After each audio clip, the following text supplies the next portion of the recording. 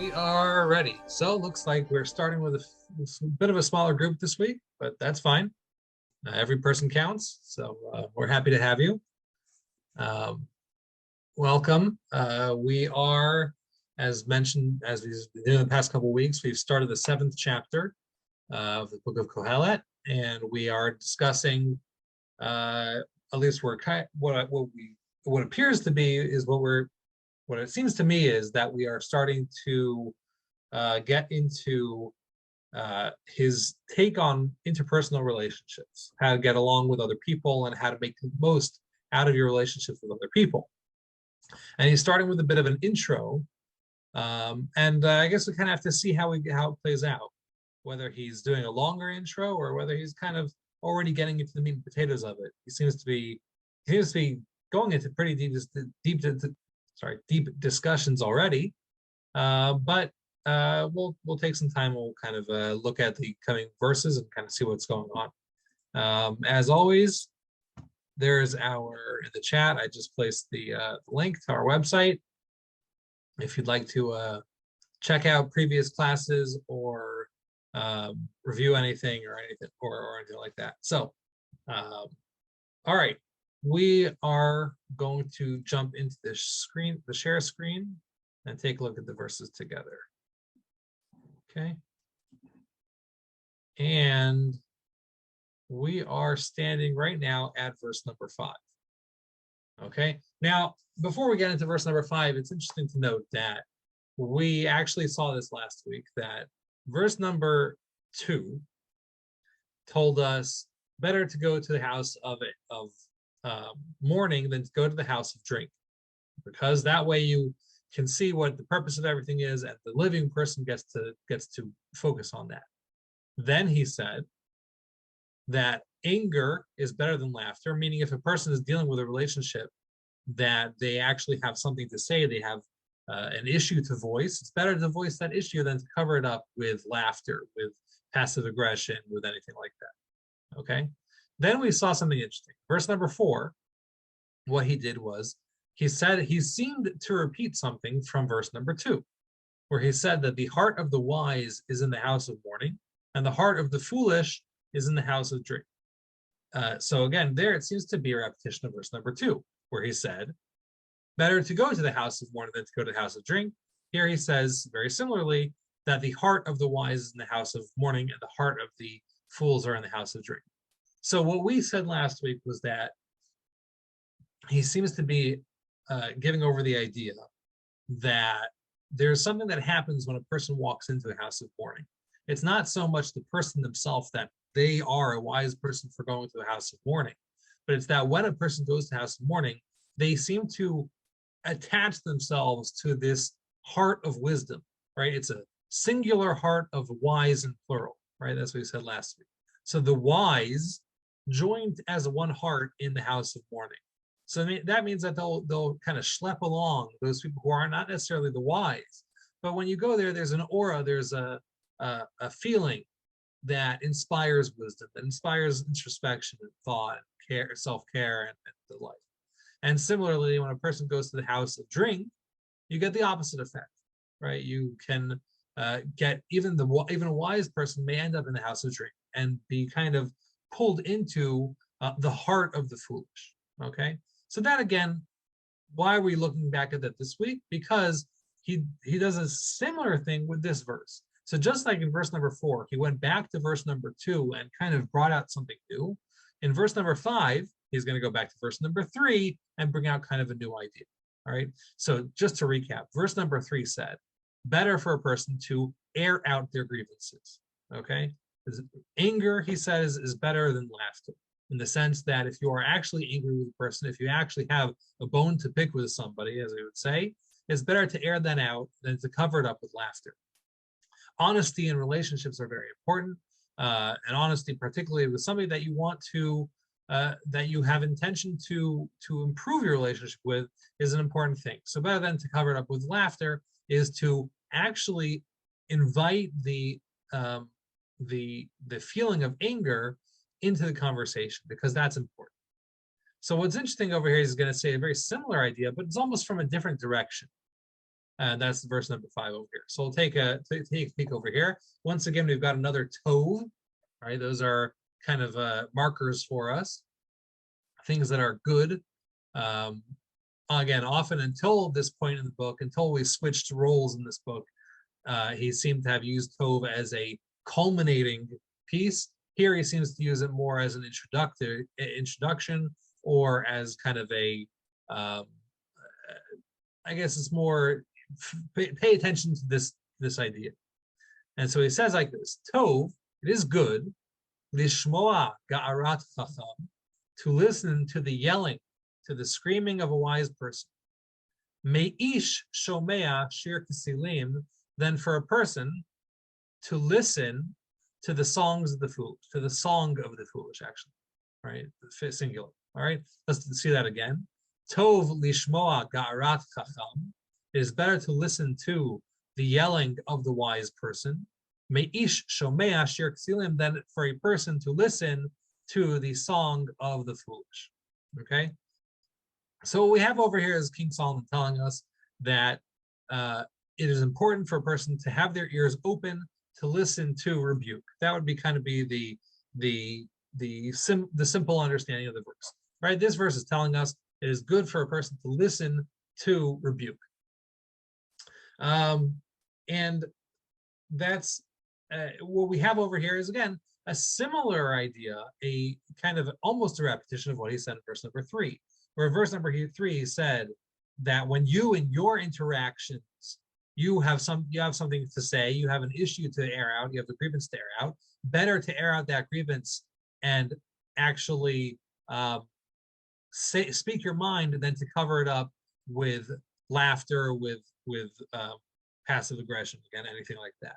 So here he comes from the other direction. He says, when somebody's yelling at you, when a wise person is yelling at you, it's also good for a person to listen. It's better for the person to listen to that than to listen to the song of the fools. Okay, and so there's a couple of interesting things I want to point out from this verse over here. Number one is just from it's a good word to know. Ga'ara is yelling, is specifically rebuke. Okay, so as opposed to tza'aka, sadi ayin kuf hey, which means to yell out in English or to yell out in prayer or something like that. Ga'ara means to yell at somebody. Okay, you are upset with somebody, so you are go'er, ga'ara. Where else do we find it? I'm trying to think off the top of my head where else this shows up. It's not that common of a root, but okay, I can't think of anywhere off the top of my head where it shows up. But I know it does. It definitely does. Yeah, I can't think of anything off the top of my head. Okay, but what we're saying over here is it's better to listen to the yelling, the rebuke of the wise than to listen to the song of the foolish. Now, this is interesting dialectic over here that we have on one side yelling and on the other side song. It's kind of interesting. It's not the whispering of the fools. It's not the speech of the wise. It's specifically yelling versus song. So I thought that was an interesting idea, an interesting just thought, or interesting point to note is that when we're dealing with our dialectic, we're dealing with our two sides over here. We throw yelling versus singing. In my mind, when I kind of looked at this, I thought about it like this: when a person yells at somebody, it doesn't take that much wisdom to yell. Right? When you're upset over something and you have a flood of emotion, you're angry at somebody, right? Somebody cuts in front of your car or something like that, so you yell. I do, at least, right? So I will yell, and it's almost an animalistic emotion reaction. It's not necessarily what you would think of when relating to wisdom. So we're talking about the wise person, and the wise person is yelling. Again, a very human emotion, a very something that almost lacks wisdom. And then when we talk about the fool, suddenly we talk about shir, which is a song or a poem or something like that. Which, again, that's the word shir usually translates to song, but in reality, my understanding is it's really more of a poem. Zimra is a song, is really a song with music. Shir is more of of words put to some artistic form. Again, it could include song. In fact, that's what we use for song in most cases, but I don't know if it perfectly translates to song. That's just a side point. And so what we have over here is the fool giving us something that has some sort of, it's an intellectual work. It's something that has an artistry to it. There's a song of the fool, and on the other side we've got the animalistic, the yelling of the wise. And so what we have over here is a very interesting message where he's saying that sometimes the fool can present you with something that's very well thought out, very artistic. It's moving. It's something, it does something to you. It is a shir, it is a song or a poem. But better to listen to the yelling of a wise person than to listen to that. And that's a very interesting message over there. He's not saying that every time a wise person talks to you, it's going to be full of wisdom. Sometimes when a wise person talks to you, it may also be very, very rough, very, not well thought out. I've had many occasions to listen to people who are very wise talking, and they don't know, let's say they're not very well versed in how to speak well, or they're not very competent speakers, I would say.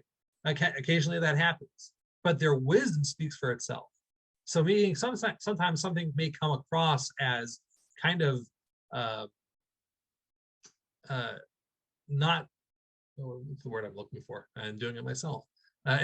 It's not coming off so clean, so clear. It's not so artistic, but that is actually more worthwhile to listen to than something that draws you in and is artistic, but it's coming from a fool. And he's going to flesh that out in the coming verse also. One thing that I just noticed right now is just an interesting point about the wording over here is this me'ish. It is, instead of saying tov lishmoa garat chacham, it is better to listen to the yelling of a wise person. Mi shomea shir ksilim, than listening to the songs of the fool. He actually throws in this ish, me'ish shomea, than a person listening to the songs of the fool. I don't know why he says that. Again, it just kind of occurred to me right now that word me'ish almost seems unnecessary. He could have said mishmoa shir ksilim. Instead he said me'ish shomea shir ksilim. So it almost makes the person to the subject. It's better to listen to the yelling of the wise person than to be a person listening to the songs of the fools. I wonder how that changes the what it's trying to say. I'm not sure. I have to put a little more thought into that. It's better to listen than to be a person that listens. I have to think about that a little bit more. It's kind of interesting sentence structure there. Again, so much of Kohelet is prose, is written in a prosaic, artistic way. Also, that we could just tack it onto that, but I think he probably has a deeper message there that I would have to give more thought into, or put more thought into before moving along, before saying something.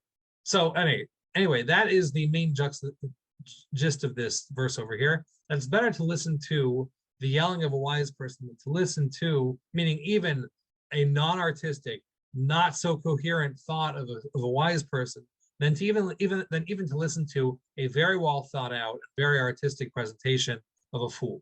Okay, and again, that's an important lesson. I spent many years in yeshiva, right? And so in yeshiva, in the Jewish schools, the time of Elul that we're in right now, the month before Rosh Hashanah, is a time of introspection, of trying to better oneself and in general. And so we had a lot of speeches, and sometimes a speech is, you have the ability to do it and you can be better, and there's some ways to improve yourself. And sometimes the speeches that we got were, it's time to pick up your bootstraps and get on, move on and become a better person. And sometimes it was Ga'arat Chacham. It was a little harsh to hear, to listen to. But still, that's better to listen to than the songs of the fool. Okay, and again, he's going to flesh out again this song of the fool in the coming verse. So let's do that. Let's move on to the next verse over here. That's verse number 6. It is a very interesting verse because here we have what they call, what the commentaries refer to as lashon nofel al lashon. It's a language, a terminology that comes out of another term. So it's just an interesting thing that we're about to see over here. We saw this before a number of times throughout Kohelet, where he takes a word and kind of plays with that word in another sense.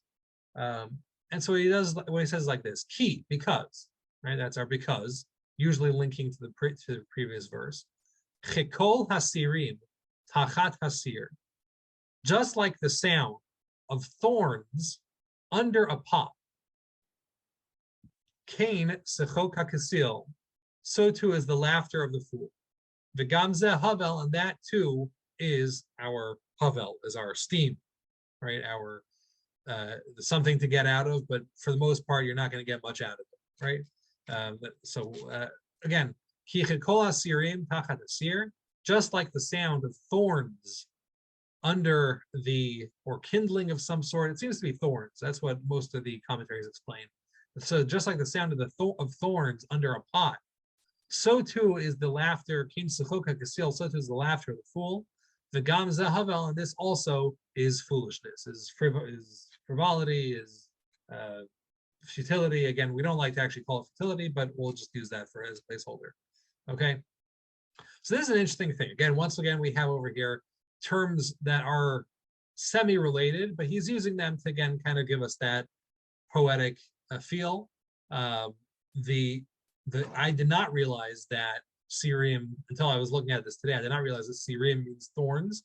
I've never seen that root used that way before. But seer, I know. Seer is, to this day in modern Hebrew, they refer to a frying pan, as a seer, or I guess a pot as a seer. Frying pan is machabat, and a pot is a seer. Okay, so a seer is a pot, and in previous times, or on camp, or when you go camping, you would put a pot over some sort of kindling, and that would heat up the pot and cause it to bubble. I always thought that this was referring to the bubbling, the bubbling of the pot, and that was my understanding when I've always read this verse. Looking into it a little deeper in preparation for this class, I realized that that's not what he's saying. He's saying that there's a sound that comes from the thorns, the kindling under the pot, and that's what we're comparing to the sound, to the laughter of the fool. Okay. Now this is a very interesting thing. Why thorns specifically? And the commentaries, many of the commentaries point out over here a very interesting thing. When you think of wood that you would gather for the purpose of kindling, you wouldn't necessarily think of thorns, right? Thorns, I mean, they come in abundance, sure, but they're small little pieces of wood. They're not even very woody. Like, you don't think of them. I don't personally think of them as wood. They're very flimsy, and it would take a lot to light a pot with thorns. And really, when we consider kindling, it's little pieces of wood that are there to get the fire started, but eventually to move on to bigger pieces of wood that you could keep a long-standing fire. So what we have over here are these thorns that for some reason we're using thorns to light our fire. And when we do that, thorns feel left out of the wood equation, I guess, is how the commentaries explain it. Thorns don't think they're wood either, or they realize that they're not really that woody. Again, I'm telling you exactly how the commentaries explain it. Thorns realize that they're not that woody, and when you think to gather wood, you don't think to gather thorns. So, but because of that, they feel this need to make their voice heard and to remind you that they are also wood. Okay, so when you light a fire using thorns, it's going to make a lot of popping sounds, and it's louder than your average wood fire. It's going to have constant popping sounds, and so in a way, it's the thorns feel less than. They feel uh, what they don't feel as important as other pieces of wood. And so in order to compensate for that, in order to overcompensate for that, they have this loud sound, which is disturbing and bothersome while you're trying to cook your food. Okay, so that's how they express this over here. The commentaries express this over here is that the sound, kol is literally a voice, but also a sound. The sound of thorns under a pot is also the sound that a fool makes through laughter. Okay, and again, what is that sound? That sound is the sound of trying to compensate for something that you don't actually have, that for abilities that you lack. Okay, so when a person is realizes that they don't have, they're not as talented, they're not as capable, or in our case over here, they're not as wise as the people around them. So they compensate with lots of talking, with lots of noise. And so it's a very great, it's a perfect mashal, perfect comparison over here to dealing with a fool. A fool throws out a lot of words because they're compensating for something. They lack the knowledge that the chacham has, and so they try to make up for it with talking a lot, talking too much. If anybody's ever seen a political debate, I'm sure you've seen this, right? You see fools, people who are lacking in their chokhmah, in their wisdom, but they make up for it by talking a lot. They make up for it with promises, with empty words, and that's exactly what we're talking about over here. Okay, so we're saying that just like the thorns under a pot, they pop, they make all this noise. So too a fool does that through laughter, through talking a lot, through just going over the top with what they're trying to say. And so this is interesting because we started the verse over here with this word ki, because. So ki, by its nature, should link us to the verse before. And we have in the verse before, we're talking about a fool who out of thin air seems to come up with something very artistic, very thought out. It seems to be intellectual. But what we have to consider is, you have to consider the source. When you've got this person that's throwing this information at you, throwing this sheer, this song at you, think about where it's coming from and where that person is, or I guess how that person is coming to those conclusions, and how they're saying why they're saying what they're saying. Is it that there's actual wisdom there, that's not that they actually were able to formulate this sheer, or is it that there's almost an anomaly? Just like the sound of thorns under a pot, they yell at you, I'm wood, I'm wood, I'm wood, just like a log, and it's not a log. And so you have to think about, when you hear something that even sounds intellectual, sounds promising from the fool, how did they actually get there? Really kind of think about how they got to that point. What's interesting is that the song, when you begin to look at the song of the fool, again, the fool has presented you with a well thought, clear, artistic argument, something to that effect. And when they do that, and you start to think about it and think, I know this person doesn't have these capabilities, or I know this person is leading me in a wrong direction. You start to look at the same thing that in the last verse we referred to as a song, and this verse we refer to as laughter. I mean, the same thing that just a minute ago looked actually very promising, but once you really consider what the person's saying, what the person's thinking, where the person's coming from, you can start to realize that what really all they're saying is laughter. They're laughing. They don't have the ability to present these things to you like they are presenting them, and then that helps you begin to deconstruct their argument, deconstruct what they're telling you. So it's an interesting and important message over here. Is obviously anybody can achieve levels of wisdom, right? The book of Kohelet is basically there for us to figure out how to achieve wisdom. But when somebody is still in the state of a fool, you then take a look at what they're saying and take a look at who's saying it and think. You really have to think about it, how they get to their conclusions, how they get to what they're saying, and try to identify whether that's a sheer, whether that's a song, or whether that's laughter. And even if it is a song, even if it is truly artistic and truly intellectual, then realize that even so, the rebuke of the wise, being yelled at by a wise person, is it still better for you? You're still going to be better off. That's the path towards your own wisdom, is by being yelled at by the wise. So many people have told me, and I've begun to learn it myself, that their greatest mentors, their greatest the people who have guided them the most were the toughest with them. Push them the hardest. It's a common theme in our literature, in our media, but it's also, I've heard from plenty of people that it's true in their own lives, that the people who push them the hardest are also the people who they respect the most. Those are the chachamim, the wise people, the garat chacham, the yelling of the wise person, as opposed to the song, like the siren song of the fool, that kind of draws you in, but is actually, when with further inspection, is actually sechok, is laughter. It's foolishness. It's the foolish laughter, as opposed to an actual well thought idea.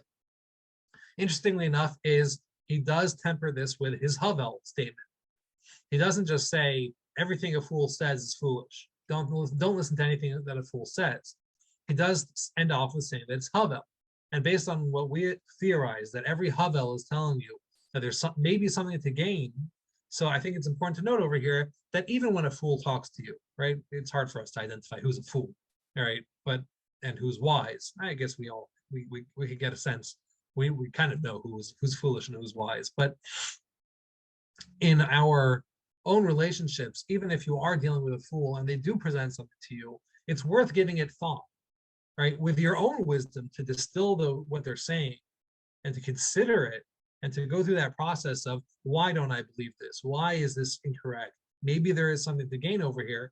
So that's what we would call Havel. It takes a lot of work, but there's perhaps something to distill from the steam. I think it's interesting how in our politics particularly, but in our arguments, in so many things, we dig our heels in and get stuck in a position instead of at least considering maybe there's an argument there. The right can't even talk to the left. The left can't even consider what the right says.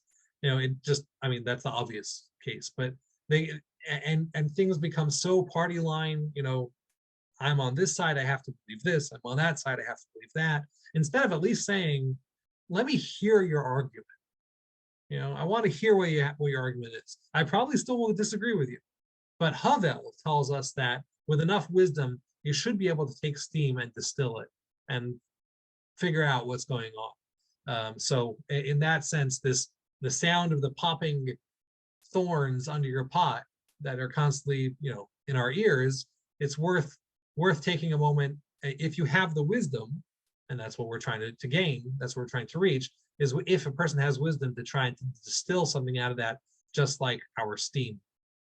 Okay, we will go ahead with one more verse over here, because it all kind of ties together, as you see with our key at the beginning of our next verse over here. It's tying it back to the previous verse, and that is again key, because ha'oshek yeholel chacham.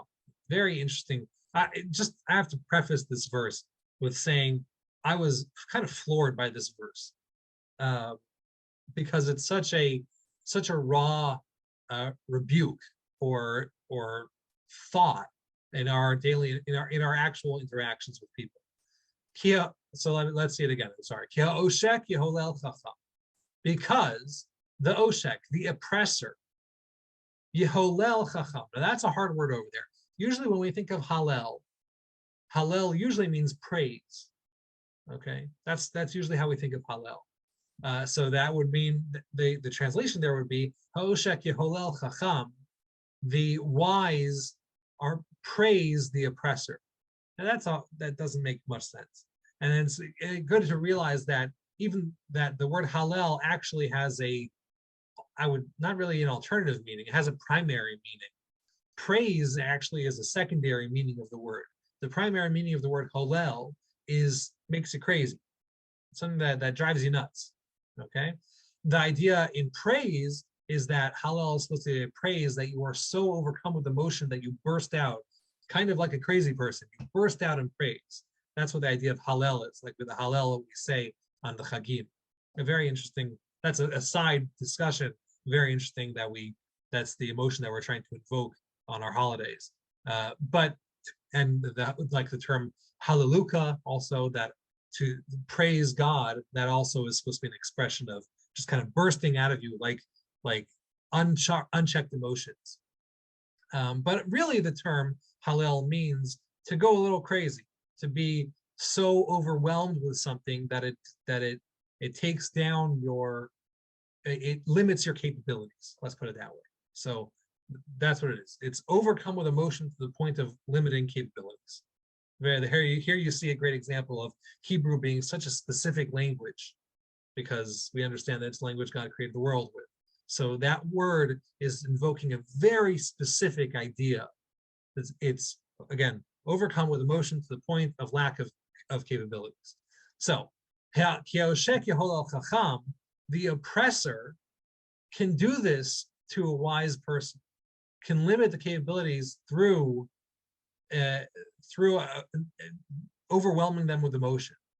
The abed et lev matana, and cause a loss to the lev matana. I'm going to hold off on translating that right now. Or let me just say, the surface translation would be the heart of a gift, or the gifted heart. Okay, matana usually means a gift. I'm going to argue in a second that that's not what we're saying over here. But let's take a look at the verse one more time all at once. The oppressor can cause the wise person to lose their faculties. The abed et lev matana, and cause a loss to the gifted heart. Okay, so here we have a fascinating thing, because first of all, we've now kind of taken ourselves out of this situation. Take a second. We're pitting these two people against each other. You have on one side the wise person who's yelling, again, that animalistic expression of the wise person. On the other side, you've got the fool, who's got a well thought out, in their own foolish mind, but some sort of argument that seems to have some wisdom to it. Again, it's not, but it seems to on the surface. So now we're pitting these two forces against each other. And what we have is an argument, an altercation forming. Hey, this is actually how a lot of the commentaries explain this, is we're watching this happen. We have the fool and the wise person having a fight with each other over an idea. And the wise person, although wise, is not necessarily giving you a very artistic answer. And you have the fool on the other side, who's got all the words, and like the popping sound of the thorns under the pot. He's just popping with all these ideas and words and thoughts, and that's what we're watching over here. And what happens is the constant battering and banter of the fool against the wise person creates an oppressive state. It oppresses the wise person. He's being battered and overwhelmed with all this chatter from the fool. And it can actually cause the wise person to lose their capabilities of having a well thought out argument. I mean, I know I've seen this, where two people get into a heated discussion. Because the discussion got heated, people's brains shut off. Their ability to listen shuts off. They can't hear each other anymore. So even our wise person, he's warning over here. King Solomon is warning, again, the wisest of all human beings to ever live. King Solomon is warning us, even a wise person can lose their capability of argument, their argumentative ability, because they're under this oppression of this constant battering of chatter from the fool. I just found that to be a fascinating idea, because I mean, again, I know myself, I've been in arguments with people that because it got heated, suddenly I'm not listening anymore. I'm not able to even form coherent arguments anymore because now it's emotional. You know, when I was in my getting my master's degree, one of the books that we read was a book called Getting to Yes. It's by a couple members of uh, the Harvard Negotiation Institute or something like that. So they study negotiation. And one of the things it said, the basic gist of it, I mean, it's this thin of a book. It's not that long of a book. The basic gist of it is that when people are negotiating, they have to, when they get stuck in what I want and the thing that I decided that I need, they can't come to terms. It's very difficult to come to terms, I would say. But when people take a step back and say, what do I really want? I don't, their main example was Israeli and Arab politics, the Israelis versus Arabs. And when it becomes, well, this is our land, and the other side says this, well, this is our land. Well, then you're stuck, right? When it's, we want safety and stability, and the other side says we want recognition as equal citizenship. Okay, whatever, again, politics aside. But when that's the discussion, then there's room for, okay, then how do we make this work? Has it worked? It's still not 100%. Still has yet to be seen. But again, putting the actual politics aside, when people get stuck in positions, it gets very hard to move forward. When people take a step back and think about what our actual goals are, there are potentially ways, as they say, to broaden the pie, to kind of realize that there's alternate possibilities that everyone can get the goals, even if they don't get their positions. Anyway, it was just an interesting idea that I found interesting and hard to actually apply in daily life. And particularly because it's so easy to get emotional about an argument. So what we have over here is the wise person who has slipped into emotion and because of the oppressive chatter of the fool, and now they're leiv matana. So Rashi, again, the kind of the king of the commentators, and the Mitsuda, who's also our one of our go-tos, they both say that it means literally the heart, the gifted heart, and that gift is a gift from God. Okay, there's a verse in Mishlei, in Proverbs, where it says that God gives wisdom as a gift God gives wisdom as a gift. So that understanding it like that is saying that the wise people, they have a gift for wisdom, and because they're in this altercation, they lose that because they're getting emotionally involved in it. I don't necessarily I have an issue with that explanation, because the whole book of Kohelet is trying to show us how to achieve wisdom. So I don't want to just say that wisdom is a gift and you can't get it unless it's a gift. What I found interesting it was a rare case where Rashi did not follow or did not present to us exactly what the sages of the Midrash say, because what they understand over here is matana, the shoresh, the Hebrew root over there, is actually mitun, matan, which instead of being a gift like giving of natan with a nun, it's with a mem. Matan means slow, thought out. So when somebody does something with bimitun, slowly, thought out, focused, that is where wisdom comes from. So a wise person gains their wisdom through taking things slowly, doing proper research, taking their time to think through an idea. When they get caught up in the emotional argument, now they have to respond to the constant onslaught of words coming from the fool. They lose that advantage, that thing that gives them wisdom, their ability to breathe and think and spend time considering something. They lose that ability, and so you may end up with a fool winning an argument with a wise person, even though in reality, it's the wise person really knows what they're talking about. They just need some time to consider it, and because they're dealing with a constant onslaught, it's going to be much harder for them to do so. Okay, there's a thousand more things you could say about that.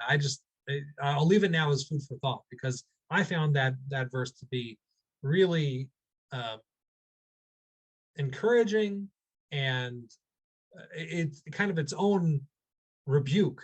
You know, when you're stuck in an argument, you really have to think how to take time, how to get yourself emotionally uninvolved, and to spend time really thinking properly, instead of giving into the onslaught of chatter coming from the other person, from the fool. All right, we are at time, so I'm going to stop the share here. Back to the screen. Okay, thank you all for joining us. I appreciate seeing you all here. And again, it's been a little smaller than usual, but hopefully as we come out of the summer months, maybe we'll get some more people more often. So, all right. Thank you. Thank you, Rabbi. Thank you for joining. Have a good one. Bye-bye. You too. Thank you so much. Sure.